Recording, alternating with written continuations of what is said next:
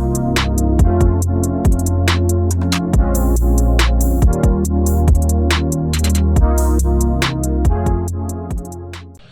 would like to say a few things about sin. நான் சில காரியங்களை பாவங்களை குறித்தான சில காரியங்களை உங்களோடு கூட பகிர்ந்து கொள்ள விரும்புகிறேன். Because that's what we are sanctifying ourselves from. அதிலிருந்து தான் நாம் நம்மை சுத்திகரித்துக் கொள்கிறோம். So we'll just listen to a few things about sin. பாவத்தை குறித்தான சில காரியங்களை இப்பொழுது நாம் கேட்போம். The mark of the beast, மிருகத்துக்கு கொடுக்கப்பட்டதான அடையாளம், is going to become an electronic biochip implanted in our person. அது ஒரு மனிதனுக்குள்ளே ஒரு electronic சிப்பாக மனிதனுக்குள்ளே பொருத்தப்படுகிறது. It has a tracking device. அது எங்கு இருக்கிறார் என்பதை கண்டுபிடிக்கிறதான ஒரு திறன் உடையதான பொருளாய் இருக்கிறது. Even in our cell phones there is a self tracking device. Others can find out where we are, which part of the city we are in. நம்முடைய தினமும் உபயோகிக்கிறதான இந்த செல்போனில் கூட நாம் அதை எங்கு வைத்திருந்தாலும் மற்றவர்கள் அது நாம் எங்கே இருக்கிறோம், அந்த போன் எங்கே இருக்கிறது என்பதை கண்டுபிடிக்கக்கூடியதான ஒரு திறனுள்ள ஒரு பொருள் அதற்குள் காணப்படுகிறது. Because the cell phone and the mark of the beast will send out signals indicating where we are. இந்த செல்போனில் இருக்கிறதான அந்த காரியமும் அந்த சிப் என்கிறதான எலக்ட்ரானிக் சிப்பில் இருக்கிற ஒரு பொருளானது தான் எங்கே இருக்கிறோம் என்பதை குறித்து கண்டுபிடித்துக் கொள்ள மற்றவர்களோடு தொடர்பு வைத்துக் கொள்ளக்கூடியதான ஒரு திறனுடைய ஒரு காரியம் அதற்குள் இருக்கிறது. Has any of us heard the sound of sin? யாராகிலும் பாவத்தின் சத்தத்தை கேட்டிருக்கிறீர்களா? We don't know, we don't hear. Sin, as far as we are concerned, sin does not have a sound. நம்மை பொறுத்த மட்டில் பாவத்திற்கு எந்த விதமான ஒரு சப்தமும் கிடையாது. But as far as heaven is concerned, sin makes a sound. ஆனால் பரலோகத்தை குறித்த மட்டில் பாவத்திற்கு ஒரு சத்தம் உண்டு. It sends off a signal, a sound that can track us down and catch us in our sin. அதற்குள்ளே ஒரு சத்தம் உண்டு. அந்த சத்தத்தின் மூலமாக அது அனுப்ப அது நம்மை ஈர்த்து நம்மை பாவத்திற்குள்ளாய் தள்ளிவிடும். Turn to the book of Genesis. அதை நீங்கள் ஆதியாகம புத்தகத்தில் திருப்புவீர்கள் என்றால் chapter 18 and read verses 20 and 21. 20-21 வசனம், 18ஆம் அதிகாரம் 20-21 வசனத்தில் அதை குறித்து வாசிக்கிறோம். பின்பு கர்த்தர் சோதோம் குமோராவின் கூக்குரல் பெரிதாயிருப்பதினாலும் அவைகளின் பாவம் மிகவும் கொடிதாயிருப்பதினாலும் நான் இறங்கிப் போய் என்னிடத்தில் வந்து எட்டின அதன் கூக்குரலின்படியே அவர்கள் செய்திருக்கிறார்களோ இல்லையோ என்று பார்த்து அறிவேன் என்றார். அவர்களுடைய கூக்குரலின்படியே அவர்கள் செய்திருக்கிறார்களோ. So they are committing sin and the sin is letting out a cry. They human beings can't hear the cry. Heaven has heard the cry and God is coming down to see if that's what is coming up is really true. இங்கே நாம் அந்த சத்தத்தை கேட்கிறோமோ இல்லையோ, பாவத்து நிமித்தமாக ஒரு கூக்குரல் சத்தம் உண்டாகி அந்த சத்தம் பரலோகத்திற்கு கேட்கிறபடியினாலே பரலோகம் அதை கேட்கிறது.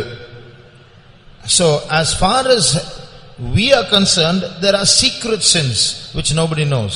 But as far as heaven is concerned, there is no secret sin. Every sin cries out and makes a noise and heaven knows it. நம்மை பொறுத்தமட்டில் நமக்கு ரகசிய பாவங்கள் உண்டு, ஒருவரும் அறியாமல் மறைத்து வைக்கிறதான பாவங்கள் உண்டு. ஆனால் பரலோகத்தை பொறுத்தமட்டில் ஒரு பாவத்தையும் மறைக்க முடியாது. மாறாக எல்லா பாவமும் தன்னுடைய கூக்குரலின் சத்தத்தை பரலோகத்திற்கு அனுப்பிவிடுகிறது. அதனுடைய சத்தம் பரலோகம் தெரிந்து கொள்கிறது. So when we commit a sin, hell knows it because sin belongs to hell. நாம் பாவம் செய்யும் பொழுது நரகத்திற்கும் அது தெரிந்து விடுகிறது. ஏனென்று கேட்டால் பாவமானது நரகத்திற்கு சொந்தமான ஒரு காரியமாக இருக்கிறது. Secondly, when we commit a sin, heaven knows it because the cry goes and reaches there. இரண்டாவதாக நாம் பாவம் செய்யும் பொழுது பரலோகம் அது அறிந்து கொள்கிறது. ஏனென்று கேட்டால் நாம் செய்கிற பாவத்தின் நிமித்தமாக அந்த பாவம் கூக்குரலாய் பரலோகத்திற்கு போகிறபடினாலே பரலோகத்திற்கும் அது தெரிந்து விடுகிறது. So there is no sin which is undetected. ஆகினாலே யாரும் கண்டுபிடிக்க முடியாத ஒரு பாவம் என்று சொல்லி ஒரு பாவமும் கிடையாது. That's one thing we should know. அது முதலாவது காரணம் அறிந்திருக்க வேண்டும். Secondly, இரண்டாவதாக we have in our mind an aspect called forgetfulness. நம்முடைய மனதிலே மனதின் சுவாபமாகிய மறதி என்கிறதான ஒரு சுவாபம் உண்டு. So when we commit sins sometimes the freshness of guilt gets reduced as days go by. நாம் ஒரு பாவம் செய்யும் பொழுது நாட்கள் செல்ல செல்ல இந்த பாவத்து நிமித்தம் வருகிறதான அந்த குற்ற மனசாட்சியின் அந்த புதுமையானது நாட்கள் செல்ல செல்ல பழமையாய் மாறிவிடுகிறது. Supposing you committed a sin in the morning. உதாரணமாக காலையிலே நீங்கள் பாவம் செய்திருப்பீர்கள் என்றால், you'll be hitting your head, why did I do that? You'll be crying in secret and you want to, somehow come out of it. You can't eat, you can't sleep, you're feeling so guilty. நீங்கள் உடனடியாக தலையை அடித்துக் கொள்வீர்கள். ஏன் நான் இப்படி செய்துவிட்டேன் என்று மறைவிலே போய் அழுது குற்ற மனசாட்சி நன்றாக உணர்ந்து இப்படி செய்துவிட்டேனே என்றதான் அந்த குற்ற மனசாட்சி உங்களை குத்திக் கொண்டே இருக்கும். But after 10 years, ஆனால் அந்த பாவம் செய்து 10 ஆண்டுகள் கழிந்த பிறகு nobody hits their head at that time. அப்பொழுது யாரும் தன்னுடைய தலையை அடித்துக் கொள்கிறதில்லை. If that memory comes back of the sin committed 10 years ago, at the most there'll be a sprouting grief and then it will fade off, that's all. 10 ஆண்டுகளுக்கு பிறகு அந்த 10 ஆண்டுகளுக்கு முன்பாக செய்தான பாவம் திடீரென்று ஞாபகத்துக்கு வருமானால் உடனடியாக வருகிற ஒரு காரியம் என்னவென்று கேட்டால், அதை குறித்ததான ஒரு சின்ன காரியம் மனதில் துக்கம் தோன்றி அப்படியே மறைந்துவிடும். Why? ஏன்? Because it has faded off the memory. அது ஞாபகத்திலிருந்து மறந்து போய்விடுகிறது. But what we should realize something very important. ஆனால் முக்கியமான ஒரு காரியத்தை நாம் உணர்ந்து கொள்ள வேண்டியது இங்கே என்னவென்றால், just because the sin fades off the memory, it doesn't mean that God has forgotten it or the devil has forgotten it. நம்முடைய மனதிலிருந்து ஞாபகத்திலிருந்து இந்த பாவம் மறைந்து போனபடியினாலே தேவனும் மன்னித்து மறந்து விட்டார், பிசாசும் மறந்து விட்டான் என்ற அர்த்தம் அல்ல. It is fresh in their minds. அது மனதிலே மிகவும் புதுமையாகவே காணப்படுகிறது. It is recorded and documented in their registers. அந்த புத்தகங்களிலே அந்த பாவங்கள் எழுதப்பட்டிருக்கிறது. So by and by, just because we forget our sins, it doesn't mean that those sins are dealt with.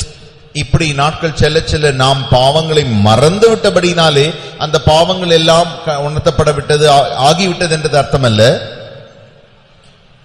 There are 3 kinds of secret sins. 3 விதமான ரகசிய பாவங்கள் உண்டு. Sins which I do which nobody knows. நான் செய்கிறதான பாவம் ஒருவருக்கும் தெரியாமல் இருக்கலாம். That is one kind of secret sin. அது முதல் வகையான ரகசிய பாவம். There is another kind of secret sin. இரண்டாவது வகையான ரகசிய பாவம். It is secret to me myself. I have committed a sin which I don't realize is a sin. நான் ஒரு பாவம் செய்திருக்கிறேன், ஆனால் அந்த பாவத்தை எனக்கே தெரியவில்லை பாவம் செய்தேன் ஆகினாலே அது எனக்கே ரகசியமான பாவமாயிருக்கிறது. That's the second kind of secret. அது இரண்டாவது வகையான ரகசிய பாவம். Third kind of secret sin. மூன்றாவது ரகசிய வகையான பாவம். It is a sin that I committed long ago which I have forgotten. It has gone into oblivion. We have forgotten about it, so it's become secret to us. இதோ கொஞ்ச நாட்களுக்கு முன்பாக நான் செய்ததான பாவம் அது அப்படியே மறந்து நான் அப்படியே விட்டுவிட்டேன், ஆகினாலே அது எனக்கு ஞாபகத்திலே இப்பொழுது இல்லை. அது மூன்றாவது வகையான ரகசிய பாவம். So the sins of the past have to be dealt with. ஆகினாலே நாம் இறந்த காலத்தில் செய்ததான அந்த பாவங்கள் எல்லாம் இப்பொழுது அதோடு கூட நாம் ஒரு தொடர்பு வைத்துக் கொள்ள வேண்டும். But we might think like this: how can I remember all the sins that I ever committed from my birth? பிறந்த நாட்களிலிருந்து நான் செய்ததான இந்த எல்லா பாவத்தையும் எப்படி நான் என்னுடைய ஞாபகத்தில் வைத்துக் கொள்வது? Some major sins I might remember. நான் பெரிய பாவங்கள் செய்ததான ஒரு சில பாவங்களை மாத்திரம் ஞாபகத்தில் வைத்துக் கொள்கிறேன். How can I remember all the little sins that I committed? நான் செய்ததான சிறிய சிறிய பாவங்களை எல்லாம் எப்படி நான் ஞாபகத்தில் வைத்துக் கொள்வது? And if I don't ask pardon for those sins I have forgotten, will I be held up in eternity to give account? நான் செய்ததான அந்த சின்ன சின்ன பாவங்கள் எல்லாம் இப்பொழுது எனக்கு மறந்து போய்விட்டதே, இதற்கெல்லாம் நான் மன்னிப்பு பெறாவிட்டால் நித்தியத்திலே அதற்கெல்லாம் நான் கணக்கு கொடுக்க வேண்டுமா? There is an incident in the Bible. வேதத்தில் ஒரு சம்பவம் இவ்வாறாக இருக்கிறது. They let down a man from the ceiling towards Jesus when he was conducting a meeting in the house. இயேசு ஒரு வீட்டிலே கூட்டம் நடத்தி கொண்டிருந்த பொழுது அவர்கள் 4 பேர் கூரையை பிரித்து ஒரு மனிதனை அங்கே இறக்குகிறார்கள். They in fact disturb the meeting. அவர்கள் அந்த கூட்டத்திலே தொந்தரவு செய்தார்கள். So when the cot came down, இந்த கட்டிலானது இறக்கப்படும் பொழுது first thing that Jesus said was, son, thy sins be forgiven thee. முதலாவது இயேசு சொன்ன காரியம், மகனே உன்னுடைய பாவங்கள் உனக்கு மன்னிக்கப்பட்டது. So what we must notice there is that man never asked Jesus, please forgive my sins. நாம் இங்கே என்ன பார்க்க வேண்டிய முக்கியமான காரியம் என்னவென்றால், அந்த கிடையாய் கிடந்த மனிதன் இயேசுவை பார்த்து இயேசுவே என்னுடைய பாவங்களை மன்னியும் என்று ஒரு வார்த்தையும் சொல்லவில்லை. But Jesus, before he even asked for pardon, forgives his sins. அவன் தன்னுடைய மன்னிப்பை கேட்பதற்கு முன்பதாகவே இயேசு அவனுடைய பாவங்களை மன்னிக்கிறார். So God is not a God, he'll have to demand, I don't know, you remember all your sins and confess. If you confess, I'll forgive. He's not such a God. நம்முடைய தேவன் அப்படிப்பட்டதான எதிர்பார்க்கக்கூடியதான தேவன் அல்ல. நீ உன்னுடைய பாவங்களுக்காக அறிக்கையிடவில்லை, கேட்கவில்லை, நீ கேட்காத பட்சத்தில் நான் உனக்கு மன்னிக்க முடியாது என்று சொல்கிறதான அப்படிப்பட்ட தேவன் நமக்கு இல்லை. If we are sincere in heart, desiring his holiness, wanting forgiveness, if we are really repentant and penitent of all the sins that we have committed, he will willingly forgive us. நாம் நம்முடைய இதயத்திலே உண்மையா இருப்போமானால், உண்மையான இதயத்தோடு கூட மன்னிப்பு அவரிடத்தில் நாம் கேட்போமானால், நம்முடைய இதயத்திலே குத்தப்பட்டவர்களாக அந்த குற்ற மனசாட்சி அவரிடத்தில் சொல்லுவோம் என்றால் அவர் உண்மையாகவே மன்னிப்பதற்கு வல்லவராய் இருக்கிறார். But we must realize that just because a sin fades off from our memory, it is all forgotten and forgiven. ஆகினாலே நம்முடைய மனதிலிருந்து பாவங்கள் எல்லாம் மறந்து போய்விட்டபடி, செய்த பாவங்கள் எல்லாம் மறந்து போய்விட்டபடினாலே நம்முடைய பாவங்கள் எல்லாம் மன்னிக்கப்பட்டாகிவிட்டது என்று நாம் நினைக்க கூடாது. So that's the second thing we must know. அது இரண்டாவது காரியம் நாம் அறிந்திருக்க வேண்டும். Third thing we must know is sin has a weight. மூன்றாவது காரியம், பாவத்திற்கு ஒரு கனம் உண்டு. You and I cannot weigh sin. You can't hold sin. Sin is not solid. It's not physical. நீங்களும் நானும், பாவம் ஒரு திரவம் அல்ல, பாவம் ஒரு பார்க்கக்கூடிய பொருள் அல்ல, அதை நாம் அப்படி கையிலே பிடிக்க முடியாது. It can't be weighed in a balance. அது தராசிலே நிறுக்கப்படவும் முடியாது. Nevertheless, sin has weight. என்றாலுமோ பாவத்திற்கு ஒரு கனம் உண்டு. If you read Isaiah chapter 24 verse 20, நீங்கள் இப்பொழுது ஏசாயா 24ஆம் அதிகாரம் 20ஆம் வசனத்தை வாசிப்பீர்கள் என்றால், வெறித்தவனைப் போல தேசம் தள்ளாடி ஒரு குடிலை போல பெயர்த்து போடப்படும், அதன் பாதகம் அதன் மேல் பாரமாய் இருக்கையால், அதன் பாதகம் அதன் மேல் பாரமாய் இருக்கிறபடினால் அது விழுந்து போம், இனி எழுந்திராது. What's written here? இங்கே என்ன எழுதப்பட்டிருக்கிறது? ஒரு வெறித்தவனை போல் தேசம் தள்ளாடுகிறது. It's written in Tamil. In English, வெறித்தவனை போல் பூமி தள்ளாடுகிறது. The earth is reeling to and fro like a drunkard. ஒரு வெறித்தவனை போல, குடிகாரனை போல பூமியை தள்ளாடுகிறதாம். Why? ஏன்? Because the transgressions are heavy on it. ஏனென்று கேட்டால் அதனுடைய மீறுதல்கள் அந்த பூமியின் மேலே மிகவும் பாரமாயிருக்கிறது. So one reason why earthquakes are increasing today is because sin is increasing. பாவம் has become heavy. இப்பொழுது இந்த நாட்களிலே பூமி அதிர்ச்சி அதிகமாக உண்டாகிக் கொண்டிருக்கிற காரணங்களில் ஒரு காரணம், பாவம் அதிகமாகி அதனுடைய பாவங்கள் பாரமாக இந்த பூமிக்கு ஆகிறபடினாலே அதிக பூமி அதிர்ச்சிகள் உண்டாகிக் கொண்டிருக்கின்றன. So the earth is heavy with sins. It is now started becoming unstable. It is reeling to and fro like a drunkard. பாவம், இந்த பூமியானது பாவம் மிகவும் நிறைந்தபடினாலே அந்த பாரத்தினாலே இப்பொழுது மேலும் கீழும் தள்ளாடி வெறித்தவனை போல அது ஆடிக்கொண்டிருக்கிறது. So this shows sin has a weight. ஆகினாலே இந்த வசனத்திலிருந்து காண்கிறோம், பாவத்திற்கு ஒரு பாரம், ஒரு கனம் உண்டு. The number of earthquakes that have taken place in the past 100 years is much more than the number of earthquakes that has taken place 1000 years before that. கடந்த 100 ஆண்டுகளாக நடந்ததான பூமி அதிர்ச்சிகளின் எண்ணிக்கையை நீங்கள் கணக்கிடும் பொழுது 1000 ஆண்டுகளுக்கு முன்பாக, 1000 ஆண்டு கடந்த 1000 அதற்கு முன்பாக இருக்கிற 1000 ஆண்டுகளின் பூமி அதிர்ச்சியை காட்டிலும் இந்த எண்ணிக்கை மிகவும் அதிகமாக இருக்கிறதாம். So the number of earthquakes is drastically increasing because sin is increasing. இந்த பூமி அதிர்ச்சிகளானது இப்பொழுது மிகவும் குறுகிய நேரங்களில் மிகவும் அடிக்கடி நடந்து கொண்டே இருக்கிறதின் காரணம் பாவமும் பெருகிக் கொண்டே இருக்கிறபடியினாலே. One verse that many Christians know is, come unto me all ye that labor and are heavy laden and I will give you rest. கிறிஸ்தவர்களுக்கு எல்லாருக்கும் அறிந்ததான வசனம், வருத்தப்பட்டு பாரம் சுமக்கிறவர்களே நீங்கள் எல்லாரும் என்னிடத்தில் வாருங்கள், நான் உங்களுக்கு இளைப்பாறுதல் தருவேன். So come unto me all ye that labor and are heavy laden with what? வருத்தப்பட்டு பாரம் சுமக்கிறவர்களே, எந்த பாரத்தை நீங்கள் சுமந்து கொண்டிருக்கிறீர்கள்? So we are heavy laden with sins. நாம் பாவத்தினாலே பாரம் சுமந்து கொண்டிருக்கிறோம். We can feel the weight of sin in our heart sometimes. சில நேரங்களில் நம்முடைய இருதயங்களிலே பாவத்தின் பாரத்தை நம்மால் உணர முடிகிறது. That's why after committing sin, we commit sin for happiness. But after committing the sin, what we get is not happiness. While we commit the sin, there's happiness. But after that, it's guilt, it's depression, it's loneliness, frustration, suicidal feelings. நாம் ஏன் பாவம் செய்கிறோம்?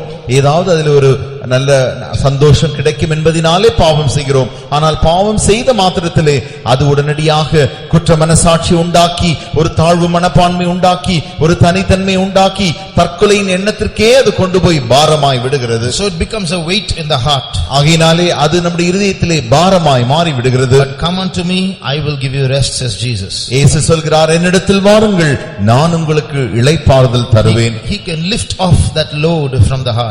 நம்முடைய இருதயத்திலிருந்து அந்த பாரத்தை அவர் தள்ளிவிட முடியும். Not only that, அது மாத்திரமல்ல, sin has to be detected by us. பாவம் நம்மாலே கண்டுபிடிக்கப்பட வேண்டும். We need a spiritual intelligence to detect sin in our lives. நம்முடைய பாவங்கள், நம்முடைய ஜீவியத்தில் இருக்கிறதான பாவங்களை கண்டுபிடிக்க நமக்கு ஆவிக்குரியதான அந்த அறிவு அவசியம். Without that spiritual God-given intelligence, we will not be able to discover sin. தேவனால் கொடுக்கப்படக்கூடியதான அந்த ஆவிக்குரிய அந்த ஞானத்தை தவிர வேறு ஒன்றாலும் நம்முடைய ஜீவியத்தில் இருக்கிறதான பாவத்தை நம்மால் கண்டுபிடிக்க முடியாது. Read Proverbs 30 verse 12. இப்பொழுது நீங்கள் நீதிமொழிகள் 30ஆம் அதிகாரம் 12ஆம் வசனத்தை வாசியுங்கள். தாங்கள் அழுக்கற கழுவப்படாமல் இருந்தும் தங்கள் பார்வைக்கு சுத்தமாக தோன்றுகிற சந்ததியாரும் உண்டு. What's written here? என்ன எழுதப்பட்டிருக்கிறது? There is a generation, they are pure in their own eyes, but still they are not clean from their sins. இங்கே ஒரு சந்ததியார் உண்டு, அவர்கள் தங்களுடைய சொந்த பார்வைக்கு சுத்தமானவர்களாக தோன்றுகிறார்கள், ஆனால் என்றாலுமோ அவர்களுக்குள்ளே இன்னும் அழுக்கற கழுவப்படாமல் இருக்கிறார்கள். So some people, what will they feel? I am quite all right, what wrong did I do? I am okay. Why? It's not because they are okay, because they lack the intelligence to introspect and find out what's wrong. சிலர் இப்படி சொல்வார்கள், எனக்கு ஒரு பிரச்சனையும் அல்ல, நான் நன்றாகத்தான் இருக்கிறேன். அவருடைய பார்வையில் அப்படி அவர்கள் இருக்கிறார்கள் ஏனென்று கேட்டால், அவர்களுக்கு அந்த ஆவிக்குரிய ஞானம் இல்லாதபடியினாலே தங்களுக்குள் இருக்கிற பாவத்தை அவர்களால் கண்டுபிடிக்க முடியவில்லை. So they are pure in their own eyes. தன்னுடைய சொந்த பார்வையிலே அவர்கள் சுத்தமுள்ளவர்களாய் இருக்கிறார்கள். So there's no one like that. We are not pure. Nobody is pure. ஒருவனும் சுத்தமான அல்ல. If we claim to be pure, it's because we are blind. நாம் ஒருவேளை நாம் சுத்தமானவர்கள் என்று சொல்லிக் கொண்டிருப்போமே, ஆனால் நாம் சரியாக பார்ப்போமே என்றால் நாம் குருடர்களாய் இருக்கிறோம். That's why the Bible asks a question, who can understand his errors? ஆகையினால் தான் வேதம் இப்படி ஒரு கேள்வியை கேட்கிறது, யார் அவருடைய தவறுகளை, தன்னுடைய தவறுகளை அறிந்து கொள்ள முடியும்? தன் பிழைகளை உணர்கிறவன் யார்? தன் பிழைகளை உணர்கிறவன் யார்? So if we are able to detect sin in our life while it is as small as an error, that is very good for us. நாம் நம்முடைய பாவங்களை நம்முடைய ஜீவியத்திலே அப்படி கண்டுபிடிக்க தொடங்கும் பொழுது, சிறிய காரியமே ஒரு பிழையாக நமக்கு தோன்றுமானால் அது மிகவும் நன்றாயிருக்கும். Read Psalm 19. சங்கீதம் 19ஆம் அதிகாரத்தில் வாசியுங்கள். Where is that verse? தன் பிழைகளை உணர்கிறவன் யார்? எந்த வசனம்? 12. தன் பிழைகளை உணர்கிறவன் யார்? மறைவான குற்றங்களுக்கு என்னை நீங்களாக்கும். அடுத்த வசனம்.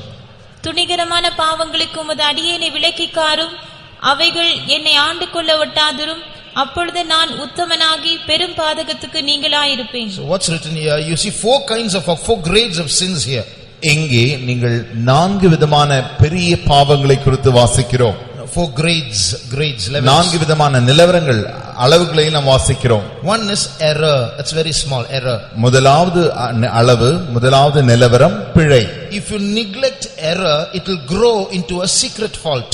நாம் பிழைகளை உணராமல் அப்படி விட்டு விடுவோமே என்றால் அது வளர்ந்து மறைவான குற்றமாய் மாறுகிறது. So what does that mean? அதனுடைய அர்த்தம் என்ன? When small errors are neglected and not dealt with, not rectified, சிறு சிறு பிழைகள் வரும்பொழுது அதை சரியாக அதை உணர்ந்து அதை அப்படியே சரி செய்யாமல் நாம் விடும்பொழுது repeated errors will occur and they will start growing and they will start becoming secret faults. That means it is now dangerous enough for someone to pinpoint this as saying, hey, you shouldn't have done that, but now you're doing it in secret, nobody knows. அந்த பிழைகள் திரும்பமாக அப்படி நாம் உணராமல் செய்துவிட இந்த சிறு பிழைகள் எல்லாம் கொஞ்சம் கொஞ்சமாக வளர்ந்து ஒரு நிலவரத்திற்கு வரும். அதுதான் மறைவான குற்றம். அந்த நிலவரத்திற்கு வரும்பொழுது அந்த குற்றமே உன்னை பார்த்து சொல்லும், நீ இப்பொழுது தவறை செய்து விட்டாய். அதை நாம் மற்றவர்களுக்கு மறைத்து விடுகிறோம். குற்றம் நம்மை பார்த்து சொல்லாது. If others see us doing that, others will say, why did you do that? So we are hiding it and doing it. மற்றவர்கள் நம்மை பார்த்து சொல்லுவார், அந்த காரியத்தை செய்யும் பொழுது அவர்கள் நம்மை பார்த்து ஏன் நீ இப்படி செய்தாய், எதற்காக நீ இதை செய்தாய் என்று கேட்டு விடுவார்கள். ஆகினாலே அவர்களுக்கு தெரியாமல் மறைத்து செய்து விடுகிறோம். Why? ஏன்? Error has grown into a secret fault. இப்பொழுது இந்த பிழையானது வளர்ந்து அது ஒரு மறைவான குற்றமாக வளர்ந்து விட்டது. Now if the secret fault is not dealt with, it will grow into a presumptuous sin, as the next verse says. அடுத்த வசனம் சொல்கிற வண்ணமாக நாம் மறைவான குற்றத்தை அப்படியே விட்டு விடுவோமே என்றால் அது வளர்ந்து இப்பொழுது துணிகரமான பாவமாக மாறிவிடுகிறது. Suppose you do a sin once, nobody watches, you've escaped.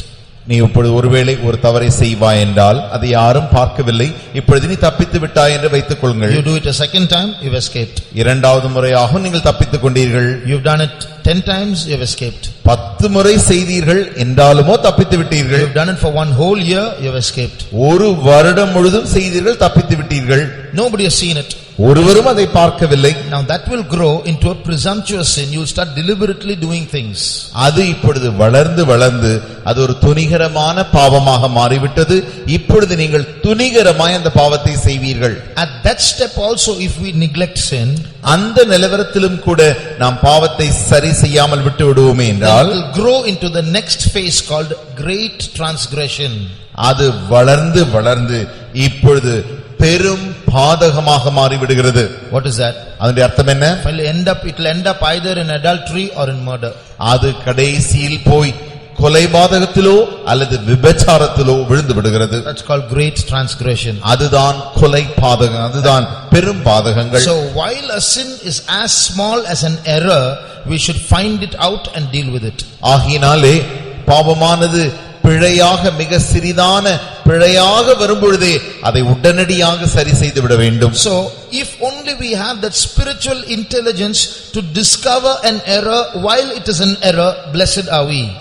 நாம் நம்முடைய தவறுகள் எல்லாம் பிழைகளாக நமக்கு சிறிதாக வரும்பொழுதே அதை உணரக்கூடியதான அந்த ஆவிக்குரிய ஞானம் நமக்கு இருக்குமானால் நாம் பாக்கியவான்களாயிருப்போம். If we don't lack that intelligence, அந்த ஞானத்தை நாம் குறைவுபடாமல் இருப்போமே என்றால் God will lead us through some paths of suffering to make us discover that sin. அந்த பாவங்களை கண்டுபிடிக்க கூடியதான அந்த வழிகளிலே தேவன் சில பாடுகளை நமக்கு தருவார். He will lead us into some dangerous places, areas where we will just escape some severe embarrassment or shame, and we'll get scared with ourselves and say, Lord, thank you for protecting me. I didn't realize what I was doing. ஆண்டவரே, நீர் என்னை அந்த நுனியிலே என்னை பாதுகாத்தீரே, அந்த பெரிய வெட்கத்திலிருந்து நாணத்திலிருந்து நான் மீட்கும்படியாக என்னை பாதுகாத்தீரே என்று சொல்லக்கூடியதான் அந்த அளவிலே தேவன் நம்மை பாதுகாக்கிறார். But still nobody will know. என்றாலும் இன்னும் மற்ற யாருக்கும் தெரியாது. The Lord told the Israelites, தேவன் இஸ்ரவேலரை பார்த்து சொன்னார், you know why I took you through the wilderness? ஏன் நான் உங்களை வனாந்திர வழியாக கொண்டு போனேன்? So that you might know what is in your heart. உங்களுடைய இருதயத்தில் உள்ளதை நீங்கள் அறிந்து கொள்ளும்படிக்கு. Read that in Deuteronomy 8. அதை நீங்கள் உபாகம் 8ஆம் அதிகாரம் 2ஆம் வசனத்தில் வாசிக்கிறீர்கள். உன் தேவனாகிய கர்த்தர் உன்னை சிறுமைப்படுத்தும்படிக்கும் தம்முடைய கட்டளைகளை நீ கைக்கொள்வாயோ கைக்கொள்ள மாட்டாயோ என்று அவர் உன்னை சோதித்து உன் இருதயத்தில் உள்ளதை உன் இருதயத்தில் உள்ளதை நீ அறியும்படிக்கும் நீ அறியும்படிக்கும். In English it's slightly different. To know what is in thy heart. To know means we don't know whether it's God wanting to know or to show us. But in Tamil it says, so that you might know what is in your heart. ஆங்கிலத்திலே உன்னுடைய இருதயத்தில் உள்ளதை அறியும்படிக்கு என்று எழுதப்பட்டிருக்கிறது. ஆனால் தமிழில் நீங்கள் வாசிப்பீர்கள் என்றால் உன்னுடைய இருதயத்தில் உள்ளதை நீ அறியும்படிக்கு தேவன் உன்னை வனாந்திர வழியாக கொண்டு சென்றார். So God will permit some sufferings if we lack the intelligence to detect errors. God will permit sufferings in our life, take us through a wilderness where we will be made to realize what is wrong with us. தேவன் சில நேரங்களில் பிழைகளை நமக்கு உணர்த்த முயற்சிக்கும் பொழுது நமக்கு அந்த ஆவிக்குரிய ஞானம் குறைவாக இருக்கும் பொழுது தேவன் தாமே சில பாடுகளினூடாய் வனாந்திரத்தின் வழியாய் நம்மை கொண்டு போய் நம்முடைய இருதயத்திலே நாமே அறிந்து கொள்ளும்படியாக தேவன் அப்படி செய்கிறார். We might meet with a small accident. ஒருவேளை சிலதான ஆக்சிடென்ட்ஸ் மூலமாய் காணலாம், சிறு விபத்துகளின் மூலமாக நாம் போகலாம். Or we might fall sick. நாம் வியாதிப்படலாம். So immediately we will realize, I know why this has happened. உடனடியாக நாம் உணர்ந்து கொள்கிறோம், ஏன் எனக்கு இந்த காரியம் நடந்தது என்று எனக்கு தெரியும். But even at that level we may be so dull in our heads that we still don't realize what we have done. அந்த நிலவரத்திலும் கூட நம்முடைய ஞானத்தில் மிகவும் மந்தமாக நாம் இருக்கிறபடினாலே ஏன் எனக்கு இது வந்தது, என்ன நடந்தது என்பதை நாம் அறியாமல் இருக்கிறோம். Instead of realizing our faults, that we have gone somewhere wrong, that's why this has happened, we'll be murmuring against God. Why is God doing like this all the time? நம்முடைய இந்த பாவத்தின் நிமித்தமாக, என்னுடைய இந்த பாவத்தின் நிமித்தமாக தான் நான் இப்படி கஷ்டப்பட்டு கொண்டிருக்கிறேன் என்பதை உணர்வதற்கு மாறாக முறுமுறுத்து தேவனே இதையெல்லாம் அனுபவிக்கிறார் என்று சொல்லிக் கொண்டிருப்போம். If that pursues, if that continues, அது தொடருமானால், அது வளர்ந்து வருமேயாகில், till this level our sins are within us, nobody knows. இந்த நிலவரம் வரைக்கும் நாம் செய்கிற எல்லா பாவங்களையும் யாருக்கும் தெரியாது, நமக்கு மாத்திரமே தெரியும். If we neglect it at this level, இந்த நிலவரத்திலும் கூட நாம் அதை அலட்சியப்படுத்துவோம் என்றால், that sin will grow. Others will come to know what's wrong with us, and others will start pointing out our errors. That becomes a bit shameful. இப்பொழுது இந்த பாவமானது வளர்ந்து வளர்ந்து மற்றவர்கள் இதை பார்ப்பார்கள், அவர்கள் இதை பாவம் என்று கண்டுபிடித்து அவர்கள் நம்மை வந்து சரி செய்ய முயற்சிப்பார்கள். அப்பொழுது மிகவும் ஒரு வெட்கமான நிலவரத்திற்கு வந்து விடுவோம். David was a prophet. தாவீது ஒரு தீர்க்கதரிசியாக இருந்தான். But his sin took hold of him so much one time that he couldn't detect his sin. Another prophet Nathan had to come and point out his sin. அவனுடைய பாவம் அதிகமாக அப்படி வளர்ந்து விட்டபடினாலே தன்னுடைய ஜீவித்தில் என்ன பாவம் இருக்கிறது என்பதை அவனால் அதை கண்டுபிடிக்க முடியவில்லை. நாத்தான் வந்து அவனிடத்தில் இந்த பாவம் இருக்கிறது என்று சொல்லி தாவீதிடத்தில் சொன்னான். You may ask, saying David was a king, not a prophet. தாவீது ஒரு ராஜா, ஒரு தீர்க்கதரிசி அல்ல என்கிறதான ஒரு கேள்வி உங்களுக்கு எழலாம். But he wrote many psalms which were prophecies. ஆனால் அவன் அநேக சங்கீதங்களை தீர்க்கதரிசனமாக எழுத வைத்திருக்கிறான். But he didn't have that foresight to see that his sin was wrong. அவன் தன்னுடைய தான் செய்கிறதான காரியம் பாவம் தவறு என்பதை அவனால் அறியக்கூடாத அந்த பல தொலைநோக்கு அவனுக்கு இல்லாமல் இருந்தது. So if we allow our sin to grow, நம்முடைய பாவம் நம்மில் வளர நாம் விடுவோமே என்றால், someone in our circle of friends, co-believers, will see us somewhere, see us doing something, find out what's going wrong and come and ask us, what is that you did? Where did you go? I saw you here, I saw you there. We have been exposed. நாம் இப்பொழுது சரிப்படாத பட்சத்தில் நம்முடைய பாவங்களை நம்முடைய சக நண்பர்களோ சிநேகிதர்களோ அல்லது சக விசுவாசிகளோ அதை அங்கே பார்த்துவிட்டு, நீ அங்கே என்ன செய்து கொண்டிருந்தாய், நீ என்ன பாவம் செய்து கொண்டிருந்தாய், நீ என்ன செய்து கொண்டிருந்தாய் என்று அவர்கள் நம்மிடத்தில் கேட்க வேண்டியதாயிருக்கும். So I saw you here, I saw you there. நான் இங்கே உன்னை பார்த்தேன், அங்கே உன்னை பார்த்தேன். So our sin becomes exposed. இப்பொழுது நம்முடைய பாவமானது வெளியரங்கமாக்கப்பட்டிருக்கிறது. Why? ஏன்? Because we were so dull in our minds, we did not have the intelligence to correct our sin while it was secret within us. நமக்குள்ளாகவே இந்த பாவங்கள் ரகசியமாக இருக்கும் பொழுதே அதை சரி செய்யக்கூடாத அளவுக்கு நம்முடைய மனதானது மந்தமாக இருந்து விட்டபடினாலே, Now God has exposed it to others so that others might come and correct us. You are doing wrong.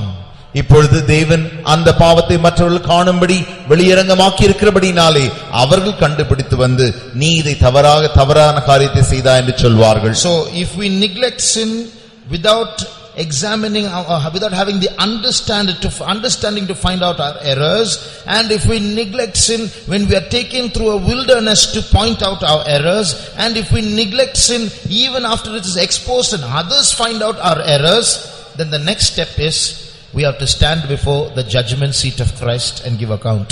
நம்முடைய பிழைகளை நாமே உணரக்கூடாத அளவிற்கு நமக்கு அந்த ஆவிக்குரிய ஞானம் இல்லாமல் போகி அதை நாம் அலட்சியப்படுத்த இந்த தேவன் நம்மை வனாந்தர வழியாக நம்மை கொண்டு போகும் பொழுது அப்பொழுதும் நாம் நம்முடைய பாவங்களை குறித்து அலட்சியப்படுத்திக் கொண்டிருப்பேமேயானால் கடைசியாக துணிகரமாய் நாம் செய்து அப்பொழுதும் நாம் நம்மை he'll expose it to others and others will find fault with us. நம்முடைய பாவங்களை மற்றவர்களுக்கு நாம் தேவன் அதை வெளியரங்கமாக்கி மற்றவர்கள் நம்மை சரி செய்ய முயற்சிக்கும் பொழுது நாம் சரி செய்யாமற் போகும் பட்சத்தில் கடைசியாக தேவனுடைய நியாய தீர்ப்புக்கு முன்பாக நாம் நிற்க வேண்டியதாயிருக்கும். Read 2 Corinthians 5:10. இப்பொழுது 2 கொரிந்தியர் 5ஆம் அதிகாரம் 10ஆம் வசனத்தை வாசியுங்கள்.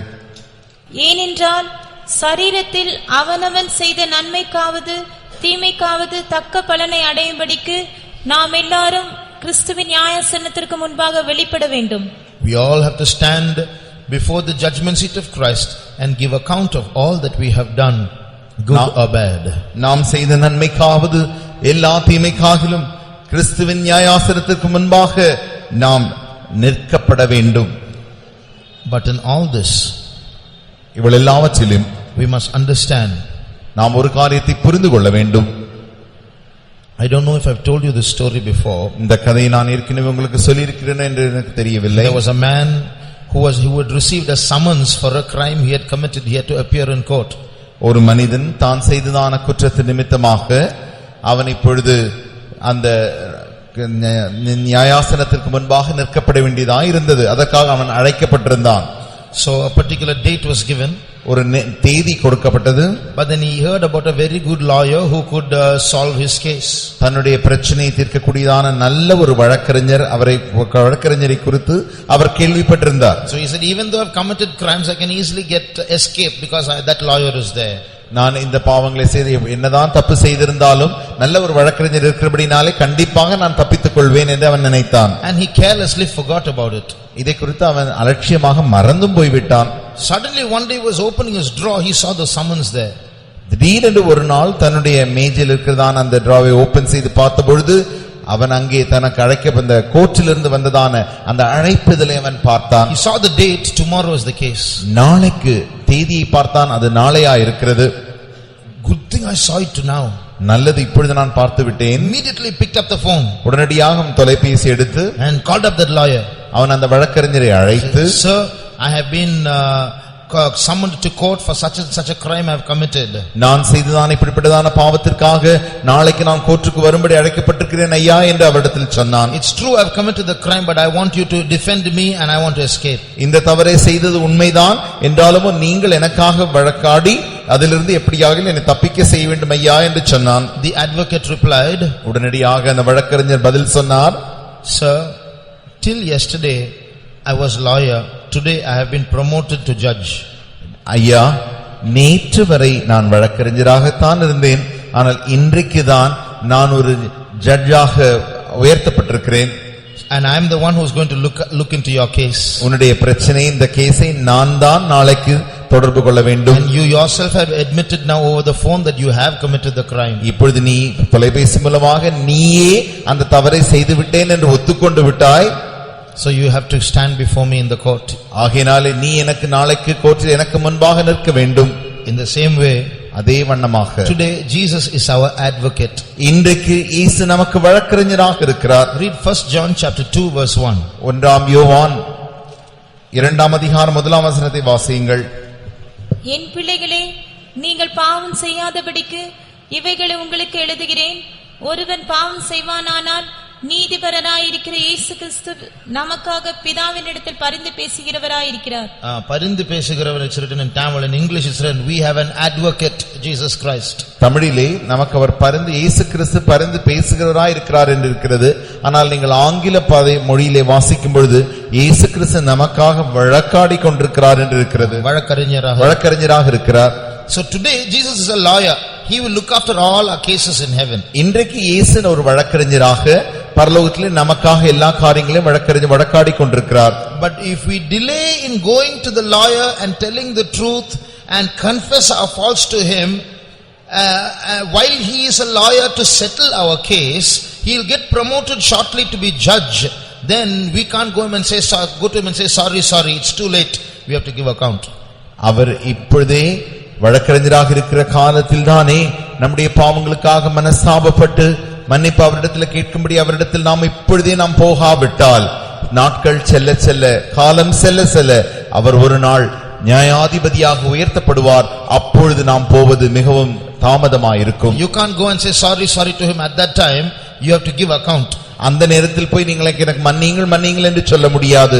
மாறாக நீ செய்ததான காரியத்திற்கு நீ கணக்கு தர வேண்டும். Today God the Father has sent a lawyer from heaven to settle all our cases. நம்முடைய எல்லா கேசுகளையும் பிரச்சனைகளையும் சரி செய்யும்படியாக பிதாவாகிய தேவன் இயேசு கிறிஸ்துவை வழக்கறிஞராக நமக்கு அனுப்பி இருக்கிறார். Shall we close our eyes? நாம் நம்முடைய கண்களை மூடுவோமா? We have come to the end of another year. நாம் இன்னொரு ஆண்டின் கடைசி பகுதிக்கு வந்திருக்கிறோம். If we have left some pending cases in heaven, சில காரியங்களை இன்னும் சில பிரச்சனைகளை குழப்பங்களை பரலோகத்தில் இன்னும் சரி செய்யாமல் நாம் விட்டு வைத்திருப்போமே என்றால் Satan will not close the case. சாத்தான் அந்த கேசுகளை ஒரு நாளும் அடைத்து முடித்து விட மாட்டான். He will continue to use that point to accuse us. அந்த பிரச்சனை அந்த காரியத்தையே நம்மை குற்றப்படுத்தும்படியாக அவன் தொடர்ச்சியாக முயற்சி செய்வான். But today we have Jesus who is our good advocate. ஆனால் இன்றைக்கு நல்ல ஒரு வழக்கறிஞராகிய நம்முடைய இயேசு நமக்கு இருக்கிறார். If we confess our sins to him, நம்முடைய பாவங்களை நாம் அவரிடத்தில் அறிக்கையிடுவோமானால் he is faithful and just to forgive us all our sins and to cleanse us from all unrighteousness. நம்முடைய எல்லா பாவங்களையும் நமக்கு மன்னிக்கிறதற்கு அவர் உண்மையுள்ளவரும் நீதியுள்ளவருமாய் இருந்து நம்மை சுத்திகரிக்க வல்லமையுள்ளவராய் இருக்கிறார். We are all guilty in his sight. அவருடைய பார்வையிலே நாம் எல்லாரும் குற்றமுள்ளவர்களாய் இருக்கிறோம். We are all sinners before his holiness. அவருடைய பரிசுத்தத்திற்கு முன்பாக நாம் எல்லாரும் பாவிகளாய் இருக்கிறோம். We are all proud people before his humility. அவருடைய தாழ்மைக்கு முன்பாக நாம் எல்லாரும் பெருமையுள்ளவர்களாக இருக்கிறோம். There is a verse in the Bible, Lord, if thou shouldest mark iniquity, who shall stand? ஆண்டவரே, நீர் அக்கிரமத்தை அழிக்காமல் விடுவீரேயானால் யார் உமக்கு எதிராக நிற்க முடியும்? If you mark iniquity, காண்பீர். நீ அக்கிரமத்தை காண்பீரே என்றால் who can stand before you? யார் உமக்கு முன்பாக நிற்க முடியும்? So if God starts counting our iniquities and sins, no one can stand before him.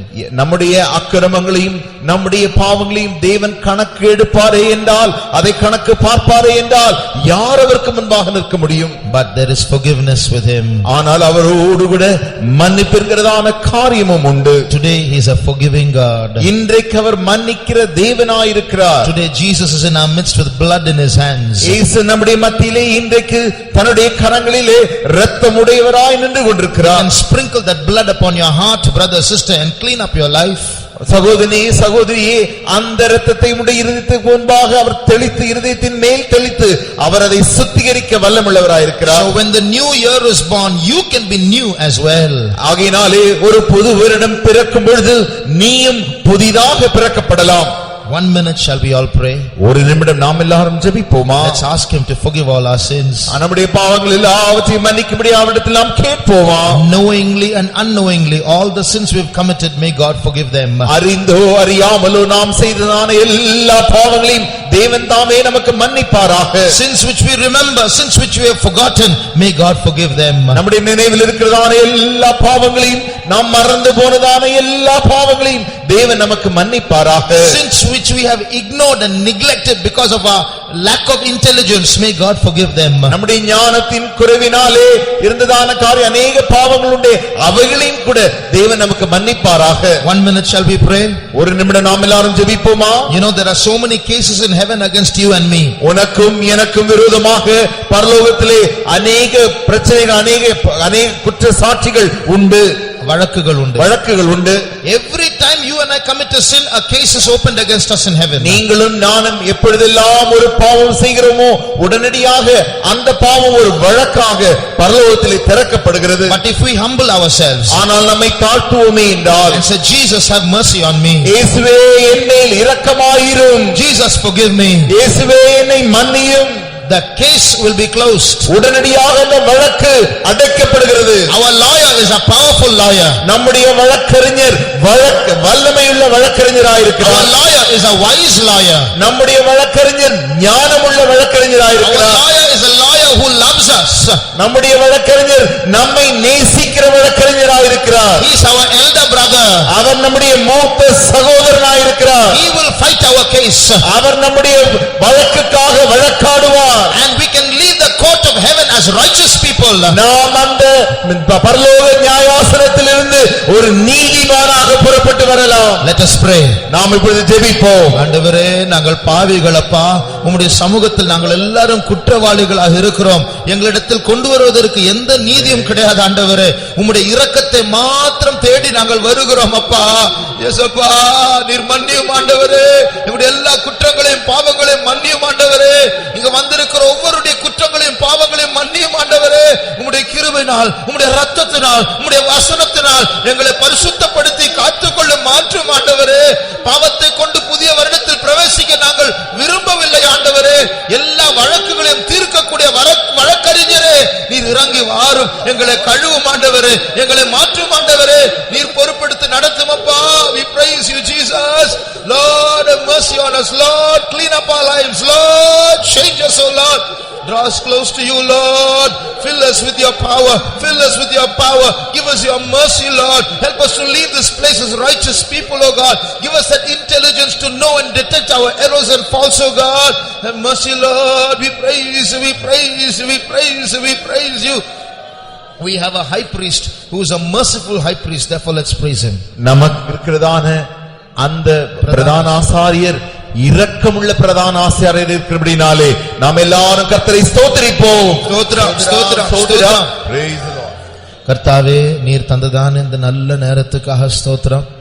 இந்த வருடம் முழுவதும் எங்களை காத்து நடத்தினீர். உண்மையாகவே நாங்கள் காக்கப்படுவதற்கு தகுதி அற்றவர்கள் ஆண்டவரே. நாங்கள் தண்டிக்கப்படுவதற்கு பாத்திரராக இருக்கிறோம். ஆனாலும் உம்முடைய இரக்கம், உம்முடைய கிருபை எங்களை ஜீவனுள்ளோர் தேசத்தில் சபையில் இன்னும் உம்மை ஆராதிக்கக்கூடியவர்களாக இருக்கும்படியாக உம்முடைய கண்களில் எங்களுக்கு தயவு கிடைத்தது. அதற்காக ஸ்தோத்திரம் ஆண்டவரே. அந்த தயவினால் இந்த கடைசி 3 நாட்களில் நீர் தொடர்ந்து எங்களை சுத்திகரித்து புதிய வருடத்தில் ஆண்டவரே பெரிய வெற்றியோடு பிரவேசிக்கும்படியாக நீர் உதவி செய்து எங்களை நடத்தும். இயேசு நாமத்தில் வேண்டிக் கொள்கிறோம் பிதாவே, ஆமென். ஸ்தோத்திரம், ஸ்தோத்திரம், ஸ்தோத்திரம், ஸ்தோத்திரம். என் ஆத்துமாவே கர்த்தரை ஸ்தோத்ரி, என் முழு உள்ளமே பரிசுத்த நாமத்தை ஸ்தோத்ரி. என் ஆத்துமாவே கர்த்தரை ஸ்தோத்ரி, அவர் செய்த சகல உபகாரங்களையும்